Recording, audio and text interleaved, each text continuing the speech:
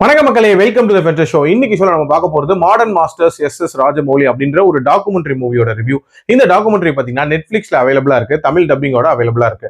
இந்த டாக்குமெண்ட்ரி பிரம்மாண்டத்தின் மறுபெயர் அப்படின்னு சொல்லக்கூடிய வெட்டரன் டைரக்டரான நம்ம ராஜமௌலியோட வாழ்க்கையில நடந்த சம்பவங்களை சொல்லக்கூடிய ஒரு டாக்குமெண்ட்ரி அப்படின்னு சொல்லலாம்.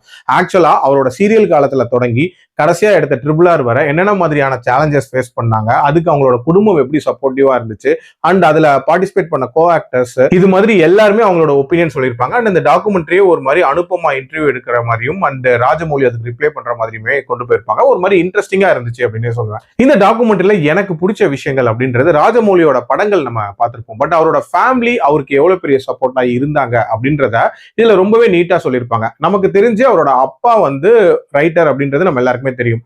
அதை தாண்டி அவரோட ஃபேமிலியில இருக்கக்கூடிய மற்ற மெம்பர்ஸோட கான்ட்ரிபியூஷன் எப்படி இருந்துச்சு அப்படின்றதெல்லாம் ரொம்ப நீட்டா காட்டியிருந்தாங்க. அதே மாதிரி ராஜமௌலியோட பர்சனல் வியூஸ் எப்படி இருக்கும் அப்படின்றதையுமே இந்த டாக்குமெண்ட்ரியில சொல்லியிருப்பாங்க. ஆக்சுவலா அவரோட படங்களை பார்க்கும்போது ஒரு விதமான ரிலீஜியஸ் பர்சனா இருப்பாரோ அப்படின்ற மாதிரி தான் தோணும். பட் அவரு உண்மையிலேயே ஒரு ஏத்திஸ்ட் அப்படின்ற மாதிரியான ஒரு விஷயத்த சொல்லியிருப்பாங்க. அது மட்டும் இல்லாம ராவணனான்னு வரும்போது அந்த ராவணனோட பர்சனாலிட்டி மேல இவருக்கு ஈர்ப்பு அதிகம் அப்படின்ற மாதிரி சொல்லியிருப்பாரு. இது எல்லாமே ரொம்ப போல்டா சொன்ன ஒரு இன்டர்வியூ அப்படின்னே சொல்லுவேன்.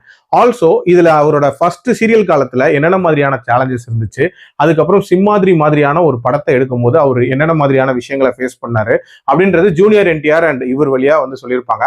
அதுக்கப்புறம் அவரோட கெரியரோட ஒரு முக்கியமான மைல்ஸ்டோன்னு சொல்லக்கூடிய அந்த ஈகா படம் எப்படி உருவாச்சு அப்படின்றதுமே ரொம்ப நீட்டா சொல்லியிருப்பாங்க. எல்லாத்துக்கும் மேல ஒரு பேன் இந்தியன் டைரக்டரா இவர் அறியப்பட்ட ஒரு படம் அப்படின்னா கண்டிப்பா பாகுபலி தான். பாகுபலியோட பிரம்மாண்டம் அப்படின்றது நம்ம எல்லாருக்குமே தெரியும்.